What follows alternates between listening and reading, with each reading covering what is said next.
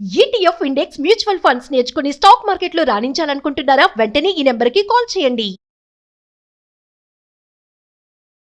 నమస్కారం. కార్తీక పురాణం 4వ రోజు పురాణంలోకి వచ్చాం. అయితే ఈ రోజున చవితి నాగుల చవితిగా విశేషంగా పూజా విధానాలు చేస్తాం కదా. మనం పుట్టలో పాలు పోస్తాం. కొంతమంది పుట్టకి వెళ్ళి పాలు పోసే విధానం అలవాటు ఉంటుంది. కొంతమంది పుట్టలోకి వెళ్ళరు. పుట్ట దగ్గరికి వెళ్ళకుండా ఇంట్లోనే చిన్న కలుగుని చేసి గోధుమ పిండితో లేదా బియ్య పిండితోటి చిన్న కలుగులాగా చేసి గోడకి పెడతారు. పెట్టి లోపల ఒక చిన్న సర్పంని ప్రతిమని వెండి ప్రతిమ అయినా పెట్టుకోవచ్చు, లేదా పిండితోటైనా సరే నాగప్రతిమ చేసుకుని అందులో పాలు పోసి నివేదన చేసుకోవటం ఉంటుంది. ఈ రోజున తరిగిన కూరలు తినరు.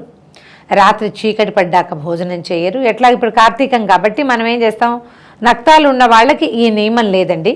పగలు ఉపవాసం రాత్రి భోజనం వాళ్ళకి నాగుల చవితి నియమం లేదు. అలా కాకుండా కేవలం పర్వదినాల్లో ఉపవాసం ఉండేవాళ్ళు, అలాంటి పద్ధతి ఉన్న వాళ్ళకి ఏంటంటే ఈ రోజున పొద్దుటి పుట్టే భోజనం చేస్తాం. పొద్దున పుట్టలో పాలు పోసొస్తాం కదా, చలిమిడి చిమ్మిరి అరటిపండు వీటిని నివేదన చేస్తాం. పాలు పోస్తాం పుట్టలో. ఆ చలిమిడి చిమ్మిరి తిని మాత్రమే ఉండేవాళ్ళు రోజంతా ఉపవాసం ఉండే విధానం కొన్ని ప్రాంతాల్లో కనపడుతుంది. అలా కాకుండా చీకటి పడే వరకు మామూలు మధ్యాహ్నం భోజనం చేసేసి చీకటి పడిన తర్వాత ఇంకా ఏమీ భోజనం తీసుకోకూడదు. పాము పడుకుంటుంది, తినకూడదంటారు. అదొక పద్ధతి. తరిగిన కూర తినకూడదు, తరగకూడదు, కూరలు అవి తరగకూడదని. అంటే కూరల్లో ఆ కూరలో అక్కడ చిన్న పురుగులు ఏమైనా ఉంటే అవి తెగిపోతాయి. అవన్నీ కూడా సర్పసంతతికి చెందినవేనని వాటిని కట్ చేయకూడదని ఒక నియమంగా పెడతారు. అవన్నీ కూడా ఎవరెవరి ఇళ్లలో కుటుంబ విధానాలను బట్టి అనుసరించండి. అలా లేని పక్షంలో పెద్ద విధానం ఏమీ లేదంటే ఇలా మనం పుట్టలో పాలు పోసుకుని ఈ చిన్న నియమాన్ని పెట్టుకుని పాటించవచ్చు. లేదా సమీపంలో పుట్టలు అవి లేవంటే మన దేవాలయాల్లో సర్పనాగశీలలు కనిపిస్తాయి కదా, ఆ శీలల దగ్గరైనా మనం పాలు పోసుకొని వాటి పైన పాలు పోసి అభిషేకంలాగా చేయటం, చిన్న స్తోత్రం చదువుకోవటం, సుబ్రహ్మణ్యాష్టకం లాంటివి, సుబ్రహ్మణ్య కరావలంబ స్తోత్రం, సుబ్రహ్మణ్య భుజంగ ప్రయాతం, అట్లా ఏదైనా ఒక స్తోత్రాన్ని చదువుకొని నాగులని తలుచుకుని ఈ రోజున కనుక ప్రార్థన చేస్తే పుట్టమట్టి, ఒకళ్ళు పుట్టకెళ్తే పుట్టమట్టి తెచ్చి పుట్ట బంగారం అంటాము దాన్ని, పిల్లలకి చెవులకి పెడితే, మనము చెవులకే పెట్టుకోవాలి ఆ మట్టిది, పిల్లలు కూడా చెవులకే పెట్టాలట. పెడితే ఏంటంటే శ్రవణ సంబంధమైన జబ్బులు అవి రాకుండా ఉంటాయని, ఉత్తరోత్తర ఇంకా సంతానం కలగాల్సిన వాళ్ళకి సత్సంతానం కలుగుతుందని చెప్తారు. సరే, పారాయణలోకి వెళ్దాము మనం. వశిష్ఠుడు మిథిలా నగరాధీశుడికి ఇట్లా చెప్తున్నాడు అనమాట. పరిపూర్ణమైన పుణ్యాన్ని ప్రసాదించే దీపారాధన వైభవాన్ని వివరిస్తాను వినమన్నారు. దీపారాధన ఏ విధంగా, ఎక్కడ, ఎప్పుడు, ఏ ఆశయాలతో, ఏ కోరికలు తీరాలని చేయాలో వివరంగా చెప్పారు. రాజర్షి, కార్తీక మాసంలో గోపుర ద్వారం దగ్గర కానీ, శివలింగం ముందు కానీ, నదీ తీరంలో కానీ దీపాన్ని వెలిగించాలి. ఆవునేతితో కానీ, నువ్వుల నూనెతో కానీ, ఇప్ప నూనెతో కానీ, ఆఖరికి ఆముదంతోనైనా సరే దీపాన్ని వెలిగించాలి. మామూలుగా తైలము అనగానే తిలల నుంచి తీసింది, నువ్వుల నుంచి తీసిందే నూనె. అయితే ఈ నూనె విశేషాన్ని చాలా రకాల వాటి నుంచి తీసుకుంటాం కదా, శక్తి అనుసారం చేయొచ్చండి. కానీ సాధారణంగా వేరుశనగ నూనెతోటి, సన్ఫ్లవర్ ఆయిల్ తోటి దీపాలు పెట్టాం, ఇళ్లలో దీపారాధనలు చేయం కదా. అయితే ఆముద దీపం కూడా విశేషమైన ఫలితం లభిస్తుందని, ఎక్కువసేపు నిలిచి కాలుతుందని చెప్తారు. కొన్ని చోట్ల ప్రాంతాల వారీగా కొబ్బరి నూనెతో దీపం పెట్టే విధానం కూడా కనిపిస్తుంది. పురాణాన్ని అనుసరించడమే కాకుండా మన పెద్దల మాటలను కూడా అనుసరించి ఫలానా నూనెతో చేసుకుంటే మంచిది అని చెప్పినప్పుడు ఆ రకంగా చేసుకోవచ్చు. కానీ మనం వంటకి వాడే చాలా నూనెల్ని దీపారాధనలకి వాడకూడదని చెప్తారు. పుణ్యం కోసమో, ప్రసిద్ధి కోసమో, గొప్ప కోసమో, కోరికలు తీరడం కోసమో, దేనికైనా సరే తెలియక కానీ తెలిసి కానీ దీపాన్ని వెలిగించాలి. ఏ విధంగా వెలిగించినా వెలిగించిన వారికి దీపారాధన చేసిన ఫలితం లభిస్తుంది. దీపాన్ని పైకి ఎగదోసి వెలిగించినా సరే దీపారాధన చేసిన ఫలితం లభిస్తుంది. అంటే ఎవరైనా చేసిన దీపారాధనలో మనం దేవాలయానికి వెళ్తామా, అందరూ వరుసగా ప్రమిదలతోటి దీపాలు పెట్టి ఉంటారు. బోళ్ళంత నూనె ఉంటుంది, ఒత్తి ఇట్లా కిందకి జారిపోయి ఉంటుంది.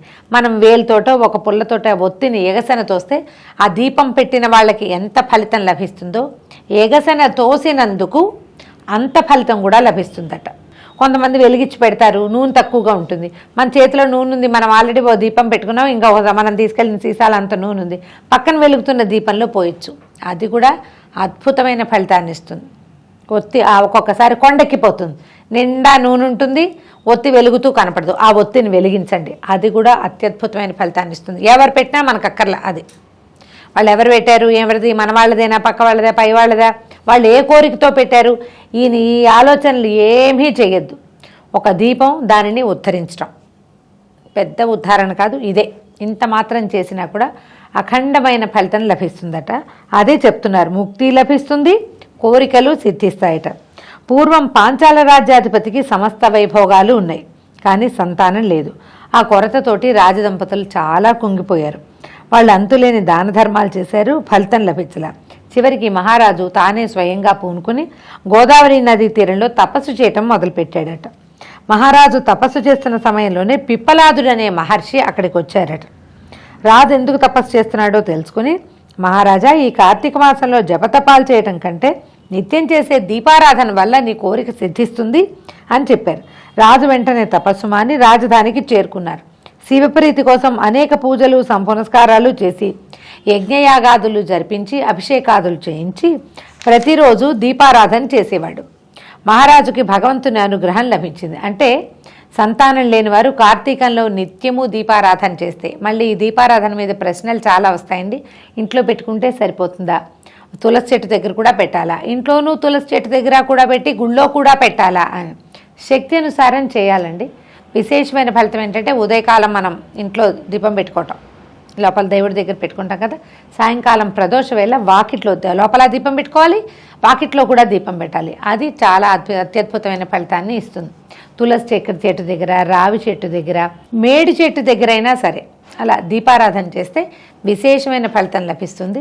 పర్వదినాల్లో దేవాలయాల్లో చేసే దీపారాధన అత్యద్భుతమైన ఫలితాన్ని ఇస్తుంది. సంతానం కోరుకునే వాళ్ళు ఈ నెల రోజులు ఇంట్లో దీపారాధన చేసుకుని కనీస పర్వదినాల్లో దేవాలయంలో కనుక దీపారాధన చేస్తే సత్సంతానం లభిస్తుందని మనకి కార్తీక పురాణం ప్రశాంతంగా బోధిస్తుంది. ఇందులో హైరాన్ ఏం లేదు, చేయగలిగితే చేయండి, ఫలితం లభిస్తుంది. అయితే కొన్ని నెలల తర్వాత మహారాణి గర్భాన్ని ధరించింది. 9 నెలలు నిండాక పండంటి పుత్రుడికి జన్మనిచ్చిందట. రాజదంపతులు నగర ప్రజలు ఎంతో సంతోషించారు. రాజ్యం అంతటా ప్రతి ఒక్కరిని కార్తీక వ్రతం ఆచరించమని హెచ్చరికల్ని జారీ చేశాడట మహారాజు. తను కార్తీక వ్రతం చేసుకోవటం వల్లే తనకు సంతానం లభించింది కాబట్టి ఎలాంటి ఫలితాన్ని పొందవాలని కోరుకునే వాళ్ళైనా సరే కార్తీక వ్రతాన్ని కనుక ఆచరిస్తే ఫలితం లభిస్తుందని అందరికీ చాటింపు వేయించారనమాట. తన కుమారుడికి శత్రుజిత్తు అని పేరు పెట్టి అల్లారు ముద్దుగా పెంచి పెద్ద చేసుకున్నారు. లేక కలిగిన సంతానమని గారాబం చేయటంతో ఈ శత్రుజిత్తు సమస్తమైన దుర్వ్యసనాలకి లొంగిపోయాడు. అలవాట్లు ఏముంది, ఒకటి చాలా సులువుగా వచ్చేస్తాయి. లేక పుట్టడంతో పిల్లాడి మీద గారాబం ఉంటుంది, అతను ఏది అడిగితే అది ఇస్తారు, ఏం చేస్తానంటే అది చేయనిచ్చారు. వేశ్యల వెంట తిరుగుతున్న కారణంగా అతడంటే అందరికీ అసహ్యం ఏర్పడింది.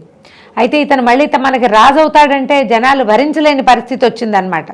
ఇలా దుర్వ్యసనాలు ఉన్నవాడు రాజు అయితే రేపొద్దున రాజ్యం అంతా భ్రష్టుపట్టిపోతుంది. దాంతో ప్రజలు కూడా అతన్ని చాలా అసహించుకునేవారు. ఇతని పద్ధతి ఏంటంటే ఒట్టి వేశ్యాగమనమే కాదు, నగరంలో ఎవరైనా సౌందర్యవతులు కనిపిస్తే వాళ్ళ కోసం కూడా ప్రయత్నం చేసేవాడు. ప్రమాదాలకు దారితీస్తుందని తెలిసినా కూడా ఆ దుర్వృత్తిని అతను మానలేదట. అతను ఒకరోజు ఒక నగరంలో హాయిగా కులాసాగా తిరుగుతూ ఒక అందమైన బ్రాహ్మణ ఇల్లాలను చూశాడట. అయితే అంటే వివాహిత అనమాట. తన కోరికను తెలియజేశాడు. ఆమె దగ్గరికి వెళ్ళి అడిగేసరికల్లా అందచందాలతో ఉన్నటువంటి ఆ బ్రాహ్మణ స్త్రీ ఈ యువరాజు అయినటువంటి శత్రుజిత్తుని చూసి అతని వ్యామోహంలో పడి, రాజుగారు అడుగుతున్నప్పుడు మనకేమి కొదవా, రాజు తలుచుకుంటే దెబ్బలకేం కొదవ రకంగా ఆలోచించుకుని అతనితో కలిసి తిరగటం మొదలుపెట్టింది. అయితే ఏమైందట, ప్రతిరోజు ఒక చోట కలుసుకునేవాళ్ళు, ఇద్దరు కలిసి తిరుగుతుండేవాళ్ళు అనమాట. వీళ్ళ రహస్య వ్యవహారం బట్టబయలే క్రమంగా ప్రజలందరికీ తెలిసిపోయింది. ఆ భర్త కూడా వీళ్ళ గురించి తెలుసుకున్నాడు. అతను ఎక్కడికో వెళ్ళాడు. ఒకరోజు ఈమెకి సాయంకాలం అయ్యేసరికల్లా ఆమెకి మన శత్రుజిత్తు దగ్గర నుంచి కబురు వచ్చింది.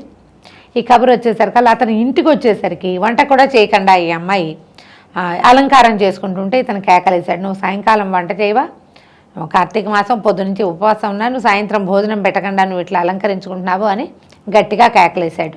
నువ్వు కేకలేసావు కాబట్టి నేను ఇంట్లో ఉండనని ఆవిడ కాస్త లేచి బయటికి వెళ్ళిపోయింది. ఎప్పుడైతే ఈ అమ్మాయి బయటికి వెళ్ళిందో ఆమె వెనకాల పడి మన ఈ బ్రాహ్మణుడు కూడా బయలుదేరాడట.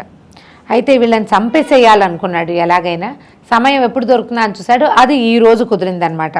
పైగా ఏమైంది, ఇతను కార్తీక మాసం అని చెప్పాడు కానీ నిజానికి ఆ రోజు సోమవారము కార్తీక పౌర్ణమి కూడాట. రాజకుమారుడు బ్రాహ్మణ స్త్రీ ఇద్దరు శివాలయంలో కలుసుకోవాలని అనుకున్నారు.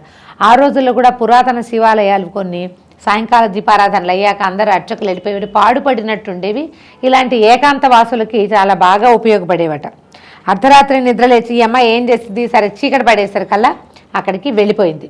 దీపారాధనలు అన్ని పరిసమాప్తం అయిపోయే వరకు వేచి ఉంది. ఆ భర్త కూడా ఇక ఆహారాన్ని వదిలిపెట్టి ఎప్పుడు ఈ అమ్మాయి అతనితో కలిసి దొరుకుతుందా అని వేచి చూస్తూ శివాలయానికి కొంత దూరంలో నక్కి పొంచి ఉన్నాడట.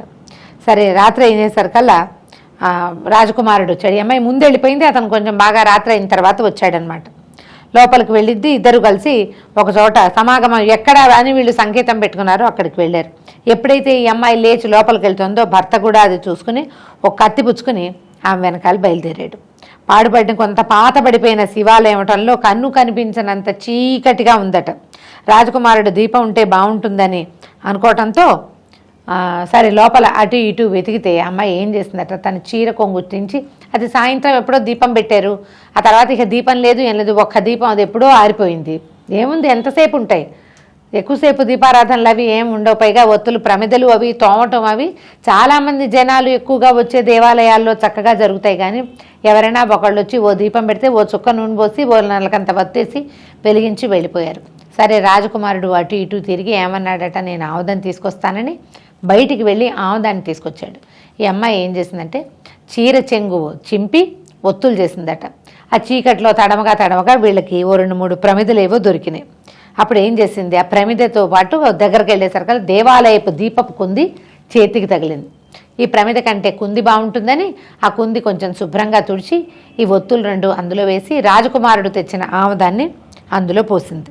పోసేసరికల్లా ఏం చేశారు, గట్టిగా పైకి ఎగసం తోసి వెలిగించారు. దీపం చక్కగా వెలుగుతూ కనపడుతుంటే ఆ దేవాలయంలో గర్భాలయంలో ఈ దీపపు వెలుగులో వీళ్ళిద్దరూ ఏకాంతంగా అక్కడే గడపటం మొదలుపెట్టారు. అయితే తగిన అదను చూసుకున్నటువంటి బ్రాహ్మణ స్త్రీ యొక్క భర్త లోపలికి వచ్చి వాళ్ళిద్దరినీ చంపేశాడట. కలిసి ఉండి ఒళ్ళు తెలియని స్థితిలో ఉన్నారు. మాట్లాడుకుంటుంటే వెనకాల వచ్చిన శబ్దాలు అవి వినే పని, వీళ్ళిద్దరూ ఒళ్ళు తెలిసే స్థితిలో లేరు. అప్పుడు లోపలికి వచ్చి ఇద్దరినీ చంపేశాడు. అయితే ఆ తర్వాత అతను ఏం చేశాడంటే బ్రాహ్మడు తన చేతిలో ఉన్న కత్తితోటి తను గుండెల దగ్గర పొడుచుకుని చచ్చిపోయాడట. ఇంతలో ఏమైంది, వాళ్ళు మరణించారు, ఇతను మరణించాడు కదా.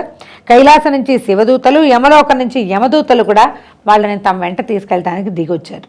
శివదూతలు రాకుమారుణ్ణి బ్రాహ్మణ స్త్రీని ఇద్దరిని రథం ఎక్కించుకుని తీసుకెళ్ళిపోయారట. బ్రాహ్మణ ఇల్లాలి భర్తనేమో యమభట్టులు తీసుకెళ్తుంటే విప్రుడు అడిగాడు, నేను సదాచార సంపన్నుణ్ణి, పైగా కార్తీక మాసం అంతా ఉపవాసాలున్నాను, నేను ఎప్పుడూ ఏ పొరపాట్లు చేయలేదు, నన్ను తీసుకెళ్ళకుండా వీళ్ళిద్దరూ ఇలాగ దుష్ప్రవర్తన కలిగిన వాళ్ళు, వ్యభిచారం చేస్తోంది నా భార్య, రాజకుమారుడు దారి తప్పి కన్ను మిన్ను కానకుండా ప్రవర్తిస్తున్నాడు, వాడిని ఎట్లా తీసుకెళ్తారు, వాళ్ళని గౌరవించడం ఏమిటి, చెడ్డవాళ్ళని, వాళ్ళని కూడా యమభట్టలు తీసుకెళ్తే నాకేం అభ్యంతరం లేదు, పోని నేనేమో సదాచార సంపన్నుణ్ణి కదా అని అనేసరికల్లా ఇదేమన్నా న్యాయమా, మీరు ఇట్లా ఎందుకు తీసుకెళ్తున్నారు అని చాలా బాధగా అడిగాడనమాట. చెడ్డవాళ్ళని గౌరవించడం, మంచి వాళ్ళకి శిక్షలు వేయటం ఏమిటి అని ప్రశ్నించేసరికల్లా శివదూతరులు ఏం చెప్పారంటే, నువ్వు మాట్లాడేది ఏది సరికాదు నాయన, కార్తీక పౌర్ణమి సోమవారం శివాలయంలో దీపారాధన చేయటం వల్ల వీళ్ళు చేసిన మొత్తం పాపాలన్నీ పటాపంచలైపోయినాయి, అన్ని పాపాలు పోయినాయి, వాళ్ళిద్దరివి దుష్ప్రవర్తనల తాలూకు పోయినాయి, ముందు జన్మలు చేసినటువంటి పాపాలు కూడా పటాపంచలైపోయినాయి.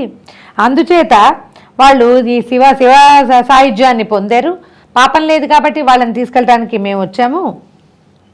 పైగా నువ్వు ఎంత సత్ప్రవర్తన ఉన్నా కూడా దీపారాధన చేసి పుణ్యవంతులైన వీళ్ళని వధించటం వల్ల నువ్వు పాపం మూటగట్టుకున్నావు.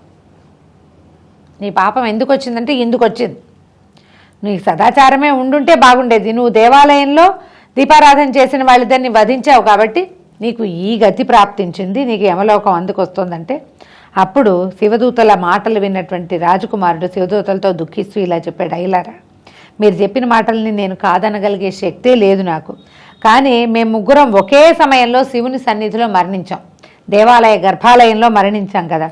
కార్తీక మాస దీపారాధన వల్ల మాలో ఈ విధమైన భేదం కలిగిందంటున్నారు కనుక దీపారాధన చేయటానికి అవసరమైన నూనెను తెచ్చి శివ సన్నిధిలో వెలిగించిన దానికి నాకు దాని వలన లభించే పుణ్యఫలంలో కొంత ఈ బ్రాహ్మడికి నేను ధారపోస్తానన్నాడు. అప్పటిదాకా దుష్ప్రవర్తన మన్మాని తన ఇష్టం, తను ఏదనుకుంటే అది చేసి వేశ్యాసంగమం చేసి పరదారాగమనం చేసినటువంటి రాజకుమారుడు పుణ్యం సంపాదించుకోగానే మరణం తర్వాత అతనికి బుద్ధి జ్ఞానం కలిగినాయి. తను ఒక దుష్ప్రవర్తనకి లోనవటం వల్లే బ్రాహ్మడు తన్ని వధించాడు, కానీ లేకపోతే ఇంకో రకంగా అయితే అతను ఆ పని చేసుండేవాడు కాదని గమనించి గుర్తించి ఆలోచించుకుని ఈ నూనె తెచ్చిన ఫలితాన్ని బ్రాహ్మడికి నేను ధారపోస్తాను అని ఏంటంటే పశ్చాత్తాపంతో ప్రవర్తించాడనమాట. నీ పుణ్యాన్ని నేను ధారపోస్తానని చెప్పి మా ముగ్గురిని శివసన్నిధికే తీసుకుపోండి అని అడిగాడు. అడిగితే శివదూతలు ఒప్పుకున్నారట. తన ఫలితంలో కొంత బ్రాహ్మణుడికి ధారపోశాడు. రాజకుమారుడు చేసిన ఆ మంచి పనితోటి వాళ్ళ ముగ్గురు శివదూతలతో కలిసి కైలాసానికి వెళ్ళిపోయి మోక్ష సిద్ధిని పొందారు. తనను చంపిన వాడిని కూడా రక్షించాలన్న మాట వలన రాజకుమారుని మాట వలన క్షమాగుణంతో దేన్నైనా సాధించవచ్చు అని తెలుసుకుని క్షమాగుణాన్ని అలవాటు చేసుకోవాలి. ఈ క్షమాగుణము అతనంతట అతనికి రాలేదు, కేవలము పుణ్యబలాన్ని సంపాదించడం వల్లే కలిగింది. అయితే మనకి ఇలాంటి ప్రత్యేకమైన గాథలు చెప్పేటప్పుడు ఎలాంటి పాపమైనా కార్తీకంతో నశిస్తుందంటే పాపాలు చేయమని ఎంకరేజ్ చేయటం మాత్రం కాదండి. మనం తెలిసి తెలియక చేసేవి, బుద్ధికి సరైన ప్రచోదనం లేక చేసేవి, పొరపాటున చేసేవి, ఒక తెలిసి తెలియని తనంతో చేసిన వాటికి ఇలాంటి క్షమ లభిస్తుంది. మనం ఇప్పుడు ప్రతిరోజు నక్తం ఉండి కార్తీక నక్తాలు చేసి ప్రతిరోజు కార్తీక స్నానం చేసి కార్తీకంలో చెప్పబడిన అన్ని సత్ప్రవర్తనల్ని అలవర్చుకున్నవాడు ఇంకా తప్పులే చేయడు కదా. కాబట్టి తప్పులు చేయొచ్చు, తర్వాత ఇలా చేయొచ్చు అనే భావానిలోకి వెళ్ళబోకండి. కేవలము ఇలా మనకు తెలియక చేసిన తప్పులకి ఈ రకమైన ఫలితం లభిస్తుందని మాత్రమే ఇందులో తెలియజేయబడింది. దీంతో 4వ రోజు పురాణ కథనం పూర్తయింది. రేపు పొద్దున మళ్ళీ 5వ రోజున కలుసుకుందాం. నమస్కారం.